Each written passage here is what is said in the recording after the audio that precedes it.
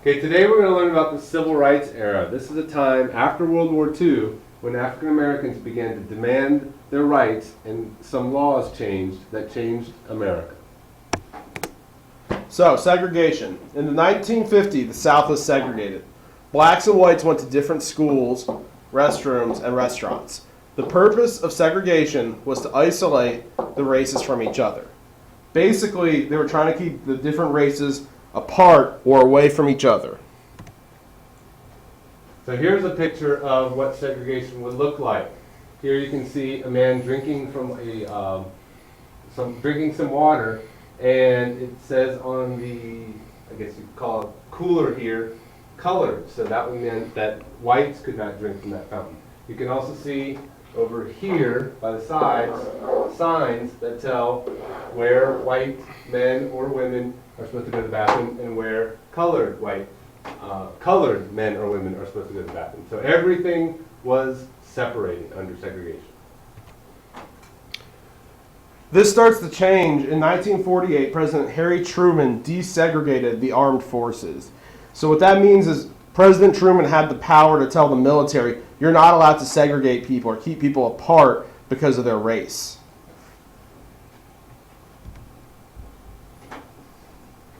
In 1896, there was a ruling called Plessy v. Ferguson, and this said that separate but equal is constitutional, meaning it's okay with our laws. You can have a separate school, one black, one white, as long as they are equal, meaning perhaps same books, same school style of school building.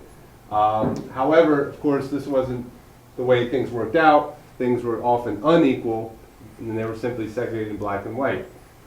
So after a while, in 1954, the Supreme Court had another ruling, a different court here this time, and ruled that in Brown versus Board of Education of Topeka, Kansas, that separate is not equal. If you're going to separate two groups of people, it's assuming that one group is inferior or weaker or less or anything than the other. So one group is better than the other if you separate them. So they said it's not equal. Because of the National Association of the Advancement of Colored People won the case, membership in the NAACP grew. So this group that fought in the case of Brown v. Board of Education and won it, they got a lot of publicity, they became more popular, and more people joined the group. The result of this is the government told states that schools must now desegregate. They must end segregation in schools. So, Plessy v. Ferguson said it was okay to have separate schools for African Americans and other minorities. So these are what schools would look like under Plessy v. Ferguson. You notice that all the children look like the same race.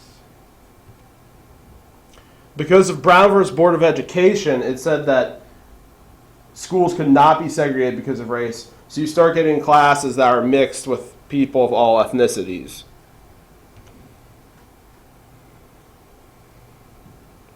All right, here's a map. Here it is again, a map showing educational segregation in the U.S. before, prior, of course, means before Brown v. Boards of Education. So the red states, segregation was required. Your schools had to separate, and you can see where that is, mostly here in the South. So this is where the fight to end school segregation was going to be focused on. So some different events during the Civil Rights era. In 1955, Rosa Parks is arrested in Montgomery, Alabama for refusing to give up her seat to a white man on a bus.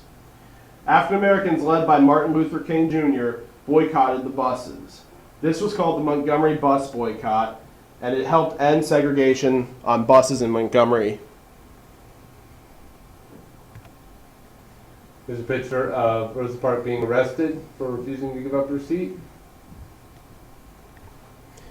So, Martin Luther King, he was a Baptist minister who led the Montgomery bus boycott. He promoted this idea called passive resistance, and part of passive resistance is that it's a nonviolent way to fight injustice. So if you think something's wrong, Martin Luther King Jr. would say that you should show that you think it's wrong, but you should do it in a nonviolent way. He's very famous for his I Have a Dream speech at the Lincoln Monument during the 1963 March on Washington. Martin Luther King Jr. was assassinated in 1968. So here are some pictures of Martin Luther King Jr. On the left, you can see him here at the March on Washington, giving his I Have a Dream speech, where he basically said that he hoped one day all people could be judged by what kind of person they are inside, not by the color of their skin.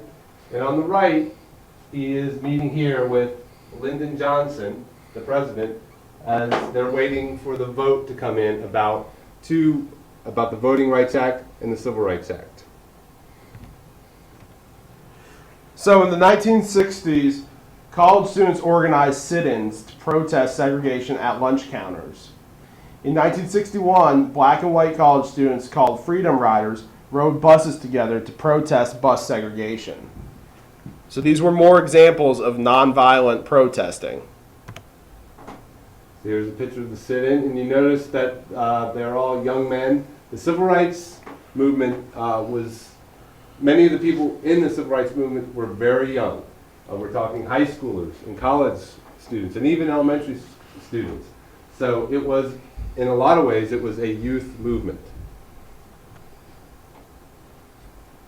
And here's a picture of the Freedom Riders. The first Freedom Riders were attacked. Their bus was bombed and burned. And you can see on the left that the Freedom Riders were both black and white, and they were both attacked when they went into the South to protest bus segregation.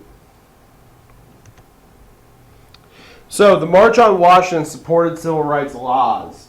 President Lyndon Johnson signed the Civil Rights Act of 1964, which banned segregation in public places. In 1965, the Voting Rights Act banned literacy tests and other laws that kept blacks from voting. So overall, it's a big expansion on the civil rights in the United States. And here's Lyndon Johnson signing the Civil Rights Act. Martin Luther King here's Lyndon Johnson signing it, and here's Martin Luther King Jr. standing behind him. And here's your graphic organizer. Thank you very much.